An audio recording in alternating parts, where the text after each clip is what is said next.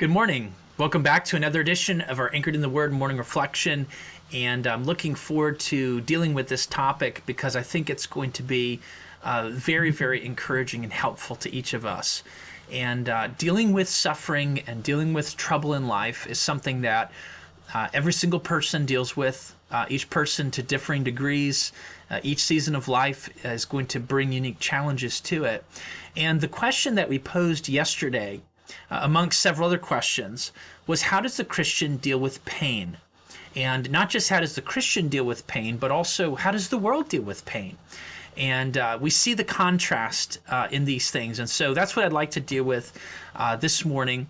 How does the Christian deal with pain versus how does the lost person, a person who doesn't know the Lord as their Savior, who doesn't have a biblical worldview, how do they process these things? And as we think about that, I want to give you some very practical thoughts about how we as Christians are to lament before God when we are dealing with very painful circumstances. So first of all, I want you to notice the text. I'm going to read a section again, and then I'm going to draw your attention to the way that David speaks about this issue in Psalm 35. I'm going to pick up in verse 11. He writes, "False witnesses did rise up. They laid to my charge things that I knew not. They rewarded me evil for good, to the spoiling of my soul. As for me, when they were sick, my clothing was sackcloth. I humbled my soul with fasting, and my prayer returned into my own bosom. I behaved myself as though he had been my friend or brother, and I bowed down heavily, as one that mourneth for his mother. But in my adversity they rejoiced, and gathered themselves together. Yea, the objects gathered themselves together against me, and I knew it not. They did tear me, and ceased not. With hypocritical mockers in feast, they gnashed upon me with their teeth. Lord, how long wilt thou look on? Rescue my soul from their destruction. I will give thee thanks in the great congregation. I will praise thee among much people." Now, notice the way that David describes his lament before God. In verse 1, he says, "They strived with me." In verse 3, he says, "They persecuted me." In verse 7, he says, "It's without cause that they hid from me their net in a pit." In verse 11, he says, "As false witnesses, they laid to me charges, things that I knew not." Verse 12, "They rewarded evil for good." Verse 20, "They devised deceitful matters." Verse 26, "They rejoiced at my hurt." What is David doing? Well, rather than David going and complaining to a friend and pouring out his heart and saying, "I can't believe all these things are happening," David has chosen to go to God. Now, we don't know if he went to other people. I would assume he probably did.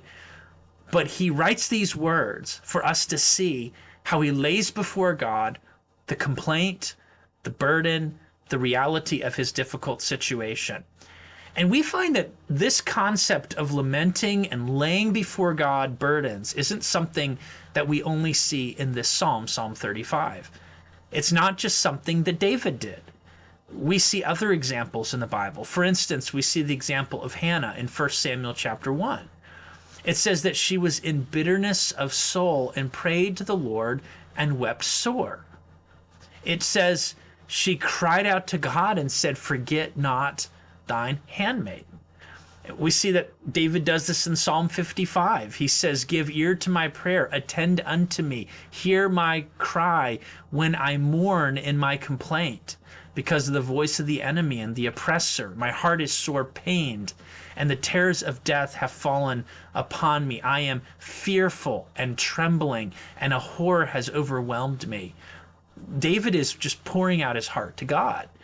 Even Christ in the garden, we could say, in some sense, is lamenting. He says, "My soul is exceeding sorrowful." He went and he laid his face before the Lord, and he says, "If it be possible, let this cup pass from me."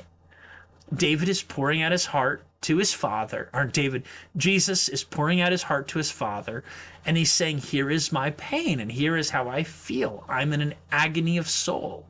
And obviously he says, "Nevertheless, not what I will, but what you will." He does say that. But he's pouring out his heart to God. He's communicating his pain. Now, the question we should ask is, well, what does someone without a biblical worldview, without a conviction that there's a God in heaven who created them and loves them and has purposes in the world, how does the world process such a thing? Because the world deals with pain. And maybe we should ask the question in another way. How does the believer who is not thinking like a Christian at the moment, how do they process such things? And I'm just going to throw out some thoughts that I think I've seen in the experience of dealing with folks, reading, just observation. Some of this I would say is probably anecdotal, but if you think about it, you say, I think that that's true. Well, some people just internalize their pain, and they act as if it's not real. They just toughen up and say, I don't experience this. I'm going to ignore it. I'm going to bury it and act as if it didn't really happen. And sometimes people, they become absorbed in some kind of a diversion, and they say, well, rather than me think about this, if I put my energy into something else, I won't think about it anymore. And by the way, I don't think that that's entirely a wrong thing. I think it's helpful for us to have diversions, but to use that as our only escape, it's going to fall short. There's going to be a point where the diversion's done and those thoughts are still there, and you're going to have to deal with them. Some people turn to drugs and to alcohol, or to immoral lifestyle. Why do they do that? Because it's something that helps them to take their mind away from these things. Even in the Proverbs, it talks about someone who forgets their sorrows because of intoxication. And that's the way that the world often deals with trouble. And rather than facing it and processing it and working through it, they try to drown and distract in some other thing. Some people just lash out at other people, and they vent their frustrations, and they take it out on those who are closest to them. Some people just look for a way that they can try to control their pain. Some people look for someone who's compassionate, who will listen to them, but not really offer any kind of suggestion of help. They just hear them out. Now, some of these things are not necessarily in and of themselves bad. I think we do need people to talk to, and we do need distractions from time to time. But when a distraction becomes sinful and destructive, we have a problem. Or when a distraction ultimately is being used as a crutch to replace a correct way of processing pain and struggle in a biblical way, we have a problem. Or when we're constantly going to people who have absolutely no ability to control our circumstances, to actually bring good out of our circumstances, and have no true answers, the fact is there's going to be a point where it falls short. How does the believer, someone who understands who God is and understands what the Bible teaches about God and his sovereignty and those things, how do they process it? How should we process it? Well, let me give you some thoughts. First, we need to remind ourselves of what we know about God. God is sovereign. That means that he's in charge. He rules. Ultimately, everything that goes on in the world is either caused or permitted by God's sovereign hand. And we need to recognize this, because what this does is it reminds us that if God permits a thing, he has a reason for it. Number two, we need to remind ourselves that God is good. Number three, we need to remind ourselves that he cares. Number four, we need to remind ourselves that he is fully capable of working in the absolute best way possible for our good in the midst of those circumstances. And understanding those principles, because the Bible teaches them to be true, we pour our hearts out before the Lord, and we say, God, here is how I feel, and here is what I'm experiencing, and I need you to shoulder this burden for me. We literally pour our burden on the shoulders of the omnipotent God, and we ask him to shoulder our burden.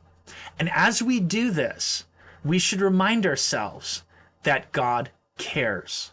We should be comforted by the fact that he's not going to abandon us. He's not going to leave us. He loves us. He cares about us. He is compassionate toward us in our miserable moments. He really hears and cares, and he's going to move in the best way possible. And so I'm reminded of scriptures like Psalm 103, verse 13. Like a father pitieth his children, So the Lord pitieth them that fear him. He knoweth our frame. He remembereth that we are dust. So as I'm pouring out my heart to God, I'm pouring out my heart to that kind of a God. In Lamentation 3:22, it says that it is of God's mercies that we are not consumed. His compassions fail not. They're new every morning. Great is thy faithfulness. When we're pouring out our heart to the Lord, this is his nature. This is who he is. Psalm 36, he says, how excellent is your loving kindness, O God. Therefore the children of men do put their trust under the shadow of thy wings. In Psalm 143, David says, cause me to hear thy loving kindness in the morning, for in thee do I trust. And so I want to remind you this morning that when the Christian deals with pain and struggle and hardship, it's not only okay and it's not only appropriate, we are invited to come to the presence of God and to pour out our hearts before him and to let him shoulder our burdens and comfort our souls. We need to learn to lay out our burdens before God and let him shoulder those burdens. And so the first thing that we're talking about this week, how does the Christian deal with pain? He laments. He pours his heart out before the Lord. I pray that the Lord will help us to understand this concept and willingly begin to do that. Lord willing, tomorrow we're going to continue working our way through these concepts, and I hope that they'll be very helpful to you. Have a blessed day. Bye now.